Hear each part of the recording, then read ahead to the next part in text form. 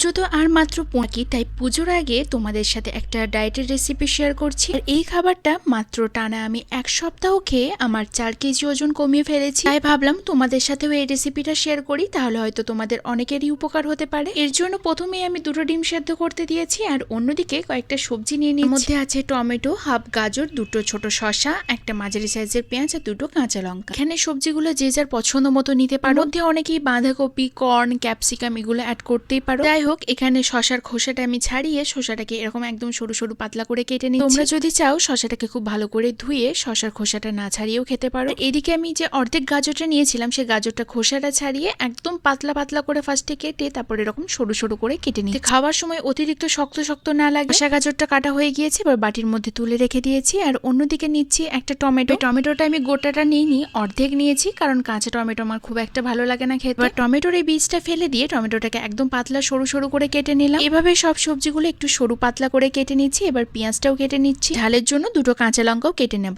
এক্ষেত্রে একটা কথা বলে রাখি, এই যে খাবারটা, এই খাবারটা কিন্তু আমি টানা 1 সপ্তাহ যখন খেয়েছিলাম, তখন কিন্তু আমি বাইরের কোনো ফাস্টফুড খাবার খেতাম না, মানে ফুচকা, এগরোল, চাউমিন কোনো কিছু না। ওয়েট গেইন করার জন্য সব থেকে বাজে যেটা মানে কোল্ড ড্রিঙ্ক, সেটা খাওয়া তো একদমই বন্ধ করে দিয়েছিলাম। তোমরাও যদি চাও পুজোর আগে মাত্র 1 সপ্তাহে ওয়েটটা কিছুটা কমাতে, তাহলে এই খাবারটার সাথে সাথে ফাস্টফুড, কোল্ড ড্রিঙ্কস আর হ্যাঁ, আইসক্রিমও খাওয়া বন্ধ করে দিতে হবে। তবে হ্যাঁ, আমি যেহেতু মিষ্টি খেতে ভীষণই ভালোবাসি, তাই সারাদিনে কিন্তু আমি একটা মিষ্টি খেতাম, সেটা রসগোল্লা, আর রসগোল্লার একদম রসটা চিপে সেটা খেতাম। যাই হোক, এবার এই সব সবজিগুলো খুব ভালো করে একসাথে ধুয়ে নিচ্ছি। এবার এর মধ্যে দেবো অল্প একটু নুন, তবে এটা কিন্তু সিন্দুক লবণ দিচ্ছি, অল্প একটু গোলমরিচ গুঁড়ো, দেন সবকিছু খুব ভালো করে মিক্সড করে নিচ্ছি। আমরা চাইলে এই সিন্দুক লবণও ব্যবহার করতে পারো বা বিট নুনও ব্যবহার করতে পারো। এই দুটোই না পেলে সেই ক্ষেত্রে সাদা নুন দিলে সাদা নুনের পরিমাণটা একটু কম দিতে হবে। এবার এর মধ্যে দিচ্ছি হাফ কাপ টক দই, দেন সবকিছু খুব ভালো করে একসাথে মিক্সড করে নিচ্ছি। তোমরা যদি চাও এর মধ্যে অল্প একটু মধু অ্যাড করতে পারো। এটা কিন্তু আমি দুপুরের লাঞ্চে খেতাম। এটা খাওয়ার পর কিন্তু পেটটা অনেকক্ষণ ভর্তি থাকে, কোনো খিদে পায় না। যাই হোক, এইদিকে সবকিছু খুব ভালো করে মিক্সড হয়ে গিয়েছে, আর এইদিকে ডিমটাও সেদ্ধ হয়ে গিয়েছে। এবার ডিমের খোসাটা ছাড়িয়ে ডিমটাকে অর্ধেক করে নিচ্ছি, এবং ছোট ছোট টুকরো করেও তোমরা এই স্যালাডের মধ্যে মিক্সড করে দিতে পারো। আমি এরকম একটু বড় বড় টুকরো হিসাবে রেখেছি। এখানে আমার পছন্দ মতো ডিম অ্যাড করেছি। তোমরা যদি চাও ডিমের পরিবর্তে চিকেনও অ্যাড করতে পারো। সেই ক্ষেত্রে চিকেনটাকে অল্প একটু নুন আর আদা রসুনের পেস্ট দিয়ে ম্যারিনেট করে খাওয়ার মধ্যে